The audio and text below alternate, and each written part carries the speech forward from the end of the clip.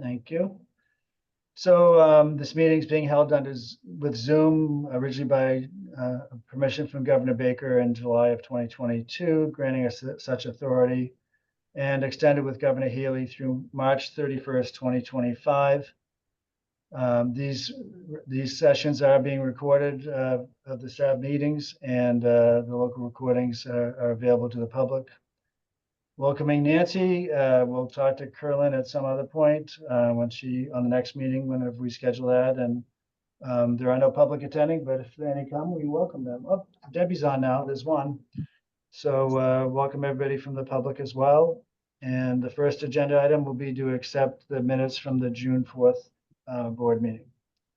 And do I have a motion from anybody? I'll make a motion to accept. Okay, a I'll second that if you need that. Sure. And all in favor, say aye. Aye. Aye.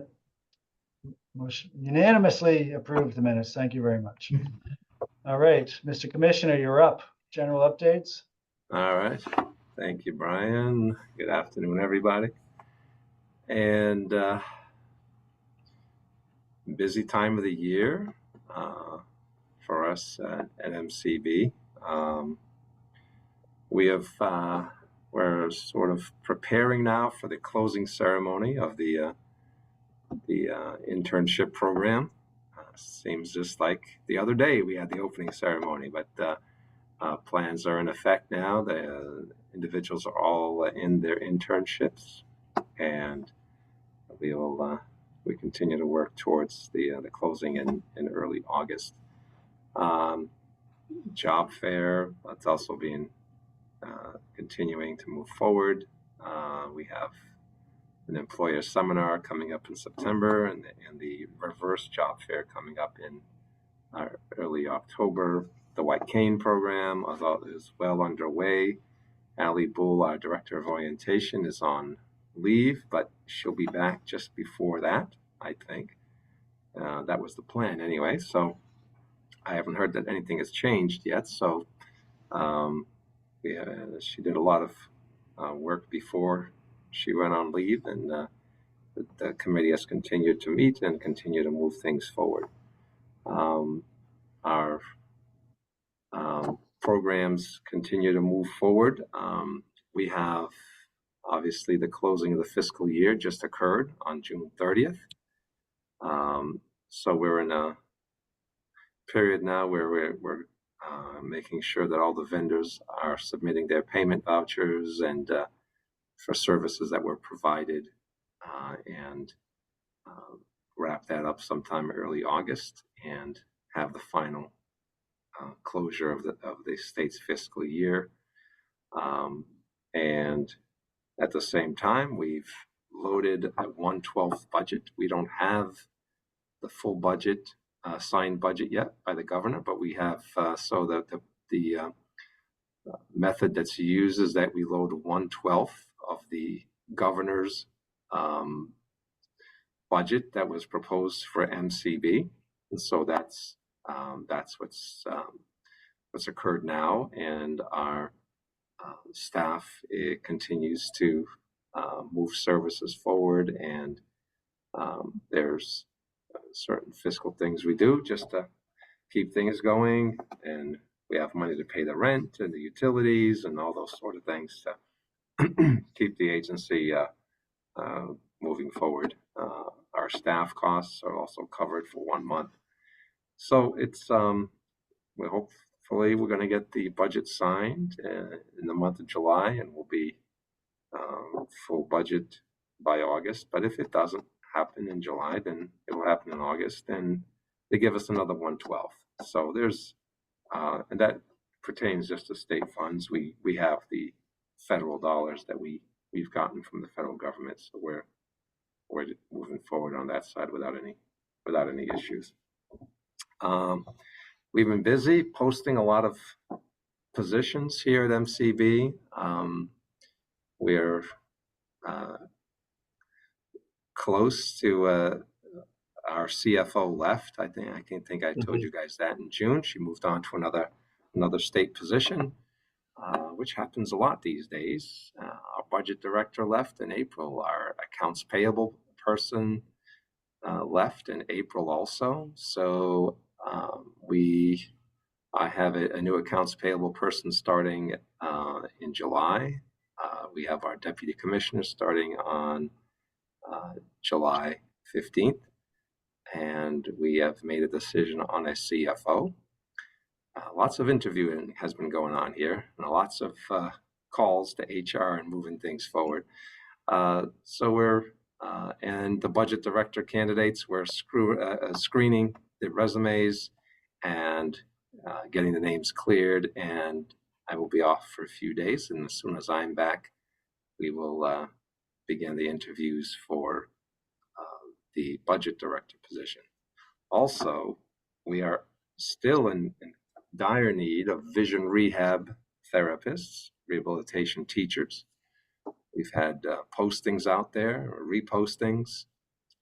We did hire an orientation and mobility person to cover Region 3, so now they'll have their own MCB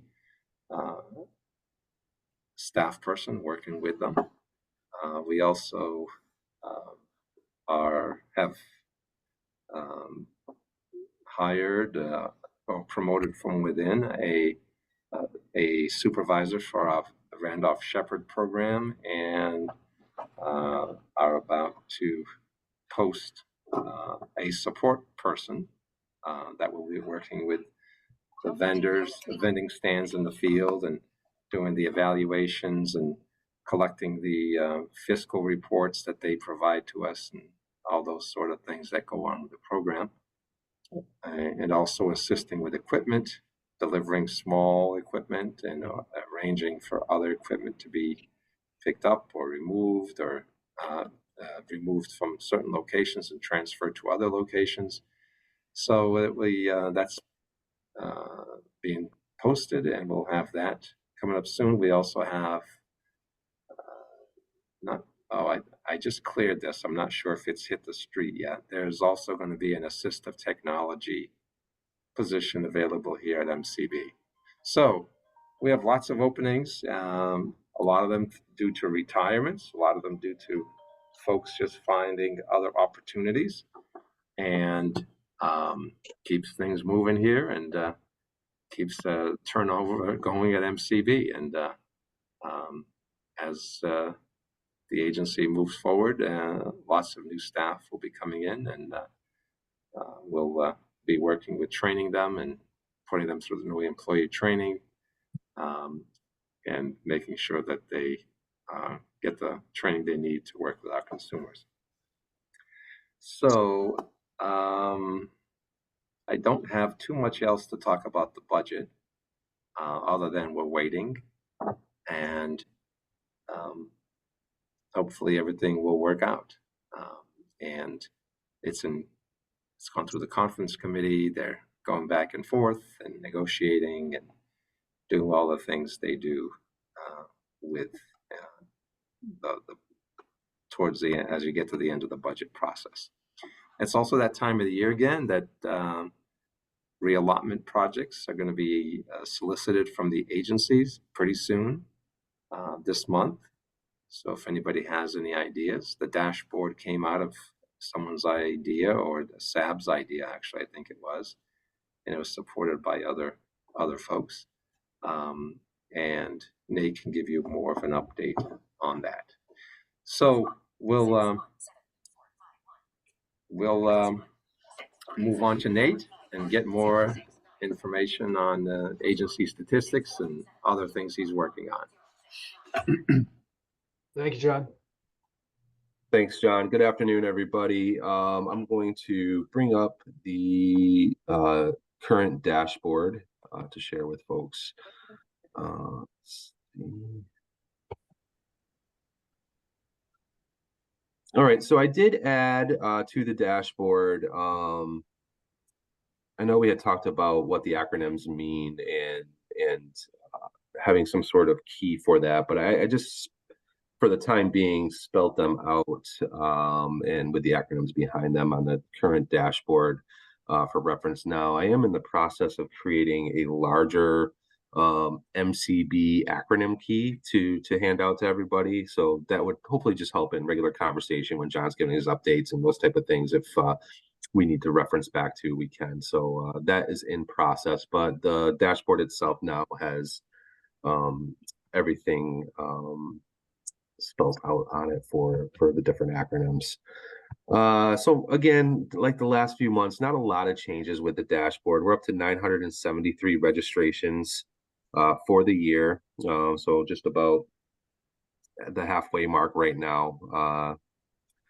We had 1850 last year and 2174 when we came out of COVID. It was a little bit inflated. Registrations continue to be done within 1 to 2 days. We currently, this morning when I took a peek, we had 3 that came in this morning, and I'm sure those are actually probably complete at this time. For SR Children's, not a big jump. We have currently 857 open cases in SR Children's. That's 1 less than last month. 3-person increase in SR Adults, up to 2,249, and a 2-person increase in the DBS unit, Deaf Blind Extended Supports unit, up 2 from last month, 1,120. For vocational rehabilitation, we currently have 779 open cases, a little bit of an increase from last month. We have 222 pre-employment and transition service cases, pre-ETs. That's an increase of 5 from last month, and 12 transitional youth cases. For SR closed cases, now this is for the calendar year from December to today. We have 72 children's cases that have closed, and we have 1,223 SR cases, social rehabilitation cases that have closed. So a little bit ahead of last year so far for tracking purposes. We saw this number go up last year by a couple hundred, and it looks like it's tracking towards that way this year to go up additional couple hundred for closed cases. So some more people coming in through the SR. VR cases. So we ended the fiscal year, so we tracked this from June to July 1st to June 30th. We do the state fiscal year for this tracking, not the calendar year. We had 156 successful closures for VR cases. That's up from 147 last year, and 92 unsuccessful closures, and that's down from 107 last year. So a total of 248 closed cases this year as opposed to 254 closed cases last year. So just saw a little bit of a decrease in the total numbers of closed, but an increase and a decrease, an increase to the successful closures, a decrease to the unsuccessful closures. So and so far in 2 days, we have 4 successful closures and 1 unsuccessful closure for VR for this new tracking year, 2025 fiscal year. So already 4 successful closed cases over the last day. So for extended support services, 2,142 referrals to date for open cases across the agency. This is again for assistive technology, orientation and mobility, or rehabilitation teaching services that we provide. So quite a few, and as I think I mentioned last week, and for you, Nancy, as well, these are services that we provide. So a consumer could have multiple references to those different services throughout their time being open with us. Familiar. So thanks. Great. And then the certificate of blindness, we've done 4,057 so far this year. Halfway through the year, we're expect to be probably much higher this year than last year. We had close to 8,000 last year. We're just entering our busy season for COBs right now. We had about I think we had about 70 messages yesterday on our or voicemail for COBs, and it will continue to be that busy over the next month or two as people kind of start to prepare for their tax abatements going into the Yeah, they new. come out in August. Yep, preparing for the new fiscal year. So we're going to get a lot of those over the next few months, but we're prepared for it, and we'll be able to get those right out to folks. We tell people we get those out in 3 to 5 business days. It usually runs quicker than that, but that's the time frame we put those in. Hey, this is Brian. This is a totally not significant question, but do the MCB IDs have are they timeless, or do they have an expiration date of some time period? They do have an expiration date. They're 5 years. So it's, we do replace those often. For people use those for a lot of the same thing they would use a driver's license for or a state ID for. And we have some that need them replaced often for various reasons, and we have others that, during just the life cycle of the ID itself come in and need new ones. We do usually update the photo and those type of things to make sure the information's up to date when people do request those new ones. That makes sense. Thank you. No problem, Brian. In the equipment distribution program, we're up to 259 of those sent over. Those are the phones, and then disabled placards. We have processed 52 so far this calendar year. So not a lot of differences or variances in the statistics so far this year at all. No real surprises, which is good. So update on the dashboard project itself. So we are working on creating a public facing dashboard that will have all of this information in it, that will be updated monthly, and we'll be able to reference that in these meetings going forward and can be referenced at any point. They are currently in the process of creating the actual dashboard at this point. So we have passed all the information back and forth. Okay, that's just Sorry about that. that's okay, Blair. Second. I just wanted to make sure I wasn't missing anything. So it's being created now. The information has gone back and forth on how the methodology that I use to create the numbers and to take the data and get the numbers that we get for the dashboard that I create manually. All that methodology has been shared. It's now being put into the softwares that they're building to do this automatically, and hopefully going forward we'll be able to just put in our report, and it will automatically create this dashboard and update automatically. So it'll have this information and some other information as well, but it'll be something that we'll be able to just reference at any point, and we'll use it for these meetings as well. So that's where we are with that. We're expecting a completion of September.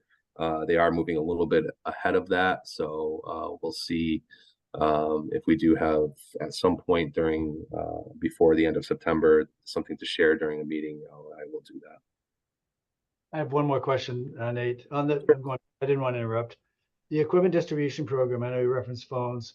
Does that include other types of equipment, like, for low vision screen readers or braille displays or anything like that, or is that a separate thing altogether? That's a separate thing altogether. That's something that the worker, if needed by a consumer, would work to get them. But this is specifically for cell phones or home phones. Okay, thank you. Last time we had talked about success stories, maybe creating some success stories from closed cases, VR, SR, and thought popped into my head, would that be an appropriate use of reallotment funds?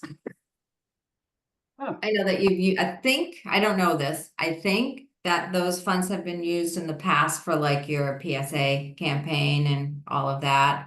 And I'm not thinking quite that big for these success stories, but maybe to reach out to recent closed cases, see if there's anybody who's interested in sharing their story, documenting it in different forms. Yeah, we can do getting that. it out there, We can do that etc. here.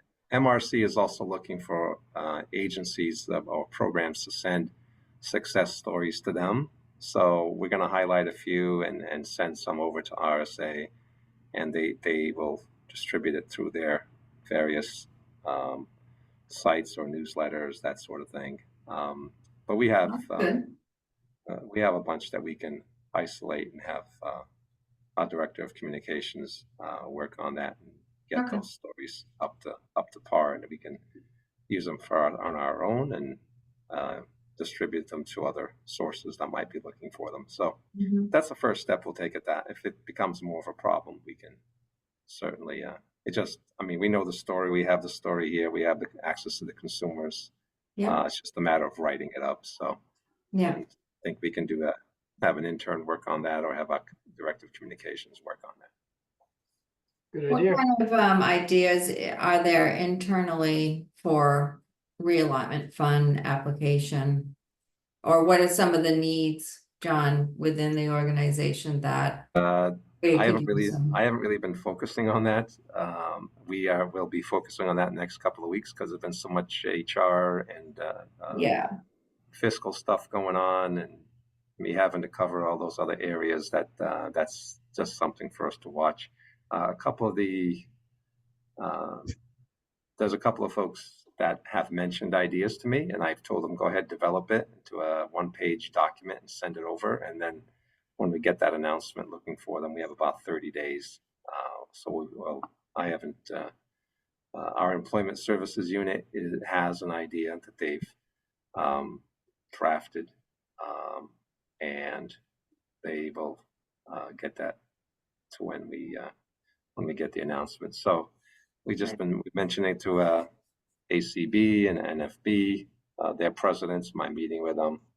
I've mentioned it to other vendors that we worked with.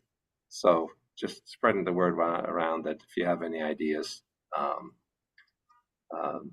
we love to hear them, and we'll submit and see what comes of them. So same thing for the SAB. If you have any ideas, any of the audience that's out there watching today, get your information to any member of the SAB, and they can get it here, or you can email me directly or email Nate, and we'll bring it together. Very good. Do we have any general questions from the public? I think it's only you, Debbie. I don't see any other general public on the call today. It's the summer. Everybody's out enjoying the weather. is No. that typical of this meeting? Because usually we have a very robust engagement from the public. So is that pretty typical at this time of year? Well, I don't know what typical is. It's Okay, also a Depends. holiday week, so yeah, I Yeah. don't know if you, when A lot we were of people talking about Vacation. taking 1 month off, probably everybody thinks this is one that would have been off, so they didn't even call in. Yeah, That's my typically guess. July hasn't happened. But we're here, and we posted it as usual. And next month, hopefully we'll have more to talk about the budget, and after it's signed and we see what makes it through. So Let me ask if I can, I don't see any public questions yet. Raise your hand if anyone has one. But just in reference to Kathy, Blair, and Nancy, I know Carolyn's not on this one, but, and John, all of you, if we did want to take a month off, we could do it in August or September, or not even do it. We don't have to take one off, I guess. But I wanted to see for your own schedules if you have a preference. I know September would be the day after Labor Day would be the meeting, so I don't know if that's kind of difficult for anybody or not, but I'm totally open to whatever we want to do. I don't mind doing it every month. If we want to take one off, I'd like the feedback of the rest of you. I'm good with whatever decision the board makes. We'll be here. Any feedback from you, Blair or Kathy or Nancy? I am available to be both months, but if I have a preference to take one of the 2 months off, probably would be September, because that's the first day of class. So, if we are taking a month off, a month Yeah. off of meetings, September would be preferable here because students come in that weekend. So my office will be really busy. But I still could make the meeting if the board decided that. Yeah, they same wanted with me. to. Yeah. Do you have any preference, Kathy? No, I just looked at my calendar and both dates for August and September are fine with me. So I'm flexible, whatever meets others' needs.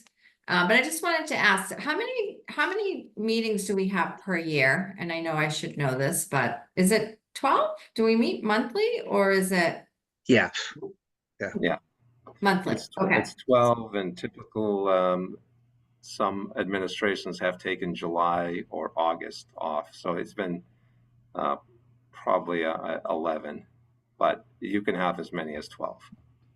So you can have as many as 12. We don't have Oh, to you- have 12. Is there a minimum? Lauren's on the call. I don't believe there is. It's a monthly meeting. That's Monthly meeting. how we always advertised it. But due to scheduling or things go on, some administrations have taken December off. Others have taken July and December off. Others have probably not taken, as far as I can recall. But Yeah, it's a monthly meeting yeah. with that occasional break. I think for Well- next year, we can keep July in mind, that maybe that's a month we want to take off. And if, it seems like the date we have selected for September seems like a pretty busy day for members of this board, so maybe we just put it off, either take it off or put it off a week, if that would be helpful. Just suggestions, open either way. Yeah, we definitely will have August at this point. I feel that way. I'm looking at my calendar for September for the 9th versus the 2nd even. And I could do that as well. So, yeah, how about we do that? Would that work for the commission, for your staff to be on the 9th instead of the 2nd? Sure. Well, the meeting is currently the 3rd, Brian, I'm sorry, maybe I looked too quickly then. yeah, the Sorry. 3rd is the day Yeah, the 3rd. after Yeah, Labor yeah. Day, yeah, Right, so right. we'd be Third looking the at, 10th, I mean, versus, no, I can't do the 10th. I have board meetings for my There you own go. organization on the 10th. I have a finance committee meeting at 12. So that won't work anyway for me. but could we do Monday, the 9th? I could do a Monday, yeah. I'm not available on Mondays. What's Okay. up, Di? I'm not available on Mondays. Okay. All Is there right. anything- well, Is there anything pressing that we would need to meet in September? I don't think so. Since we well, all we're have a meeting in lot of August. Let's conflicts? for right now assume that we would not have it on September 3rd or whatever it is on that Tuesday. But we can make a final decision in August. Yeah, that makes That's sense. Okay. Sounds good. This is Lauren. So if you're gonna do that, just shoot us an email about it because we do have a posting requirement and the notice requirement. That's our major concern, aside from having someone show up to be at the meeting. What's the notice requirement? So you have to post it on the internet and then you have to provide notice to the Secretary of State and to ANF. So But if we it's- decide in August, Lauren, that we would not have a September meeting, we could do there's that right plenty of after. time, Okay, plenty of time. Okay. It's Yeah, just, sounds- it's, if you start getting into a time crunch where a week ahead, you're starting to think of, oh, we wanna hold the meeting on a certain day when we expected that it might be canceled. That's when you get into crunch time of, Right. did we notify properly? So, Okay. So we'll meet in August and we can confirm right after that or during the end of that meeting whether we have one in September or not. Does that make That's great. sense? Sounds Works for great. me. yes. All right. Brian, can I Any- ask a couple questions before we adjourn? Yeah, of course. Mr. Commissioner, did I hear in your report that we have a deputy commissioner hired and will be starting July 15th? Yes, you did. Congratulations. Yeah. That deputy commissioner will have pretty tough shoes to fill. Well, I'll be training her, so I'll lend her a pair of my shoes if she needs it. Excellent. No, yeah, Will we meet her at the August meeting then? no, she won't be on. Oh yeah, yes. She's starting. Yes, I'll invite her to the August meeting. Correct. Okay. Would the deputy commissioner typically be part of this meeting each month?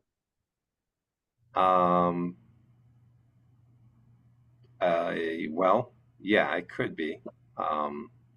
They have been in the past. That would be.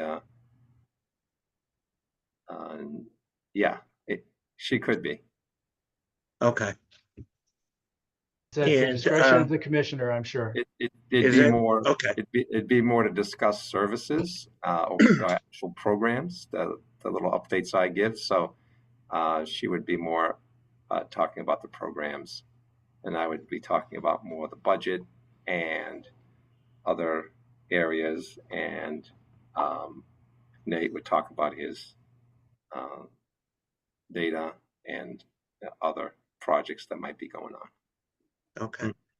And does that go the same for the CFO, or was that just the period of time that Kathy, myself and Brian were on the board that the CFO needed to be part of the meeting and at the beginning of our terms?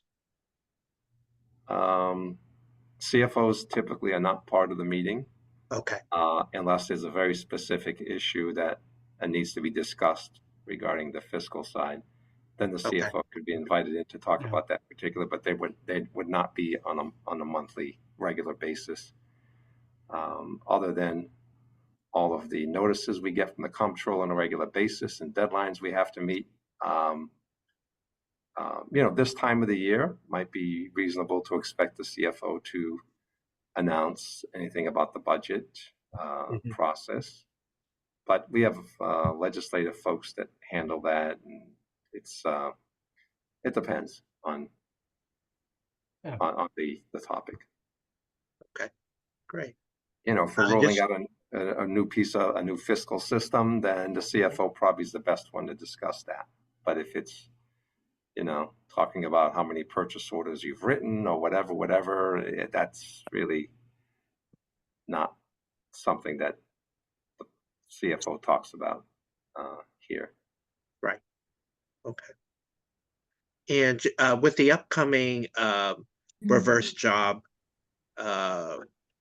opportunities, approximately how many applicants participate in the reverse job fair, and approximately how many employers are involved in So that? I think last year it was about 30 employers, and I think the number 40 sticks in my memory. Okay. Can you explain what a reverse job fair is? Maybe a little clueless. Yeah. Thanks, Yeah, John. It is a little reverse, yes. So the number 40 sticks in my head. So it might, because we did 2 sessions. So I think we had 20 and 20 each session.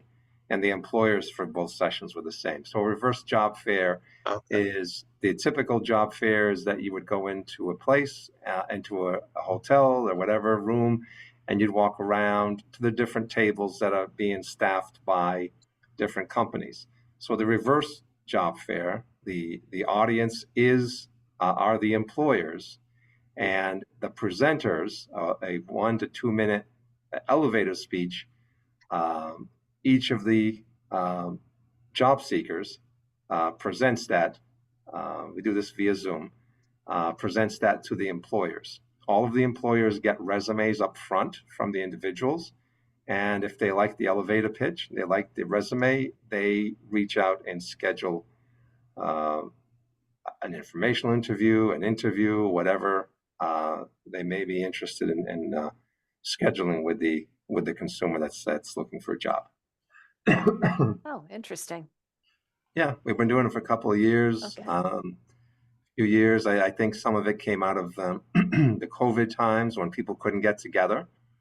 And so this sort of started looking at it that you don't have to be in a room with individuals.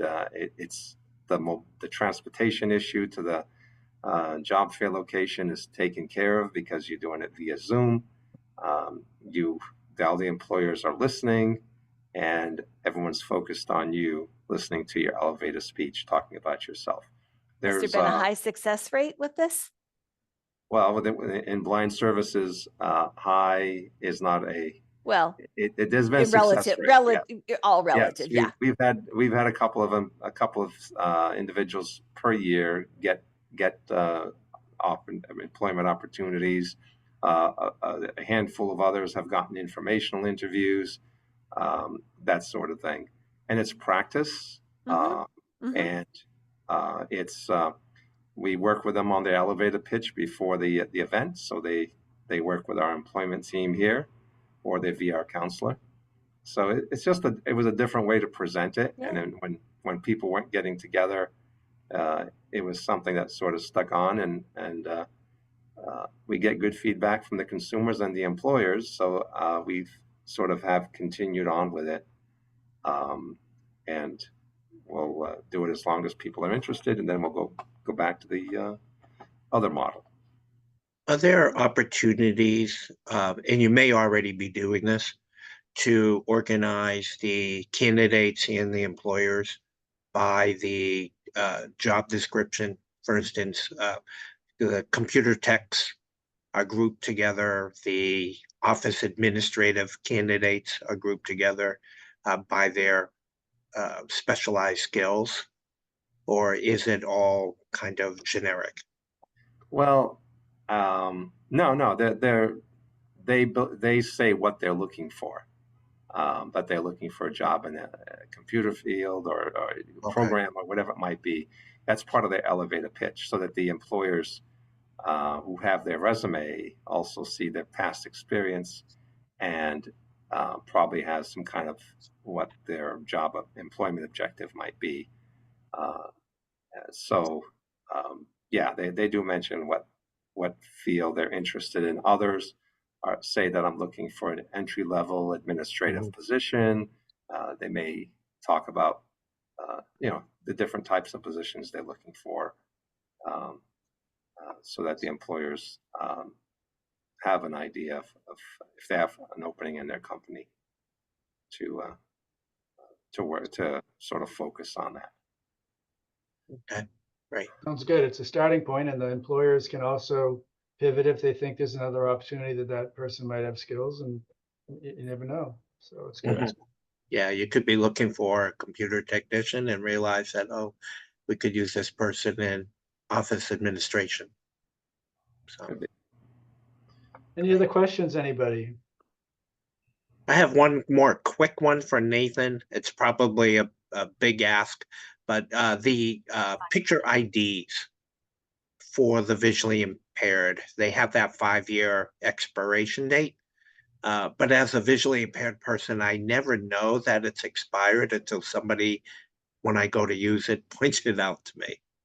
Is there any type of statistics that you keep on expiration dates, that IDs that have been distributed? And is it possible at all for a reminder email to go out to the client? I can look into that, Blair. I think that's a great suggestion. I think we probably could pull that data. I just have to explore a little bit in the system to make sure that we can. But I think that's a great idea to be able to send out an email to folks just to remind them that, hey, one's coming, the expiration date's coming. If you need a new one, let us know, type deal. And yeah, I like that suggestion. Great. Thank you so much. Thank you. Okay, anybody else? All right, well, thank you all for your participation. Welcome again, Nancy, and we'll see Kerlin and connect with her soon, and have a good 4th and a long weekend. Thank you, everybody. Okay, you too. Have a Great great job, holiday. Brian. Take care. Thank Bye, you. everybody. Bye-bye. Bye, everybody. Happy